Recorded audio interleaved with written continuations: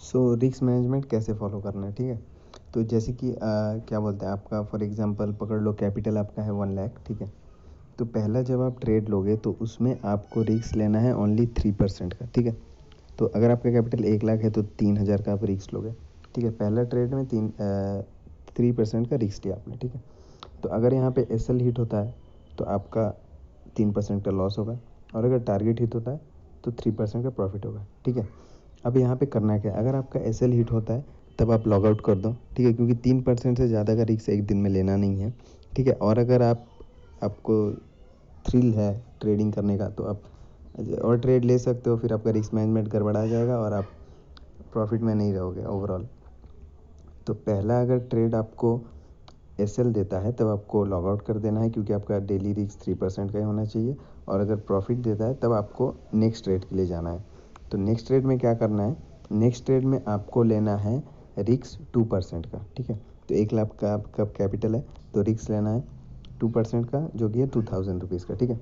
तो अब अगर सेकेंड टारगेट हिट होता है, ठीक है, फॉर एग्जांपल सेकेंड टारगेट अगर हिट हुआ तब आपका 5% का प्रॉफिट होगा, क्योंकि आपका पहला टारगेट हिट हुआ था इसीलिए आप सेकेंड ट्रेड लिए, तो आपका 5% का प्रॉफिट हो जाएगा, ठीक है। और अगर सेकेंड ट्रेड में आपका जाके लॉस होता है तो यहाँ पे क्या होगा, पहले ट्रेड में आपको 3% का प्रॉफिट हुआ था, इस ट्रेड में आपको 2% का लॉस, तो ओवरऑल आपका प्रॉफिट रहा 1%। आप लॉस में नहीं रहे, आपका प्रॉफिट 1% है।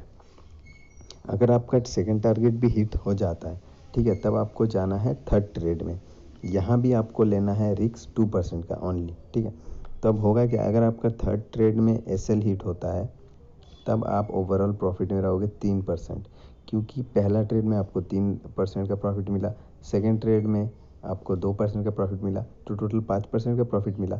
और थर्ड ट्रेड में आके अगर आप 2% लूज़ करते हो तो 5 - 2 3% का प्रॉफिट, तो आप ओवरऑल 3% प्रॉफिट में रहे, ठीक है। और अगर आपका लेवल 3 में भी टारगेट हिट होता है तो आप तो पहले से टारगेट हिट हो रहा है इसीलिए आप थर्ड लेवल में आए, तो 3 पहले 3% का प्रॉफिट मिला था, उसके बाद 2% का, फिर अभी 2% का मिल गया, तो ओवरऑल 7% का प्रॉफिट हुआ आपका, ठीक है।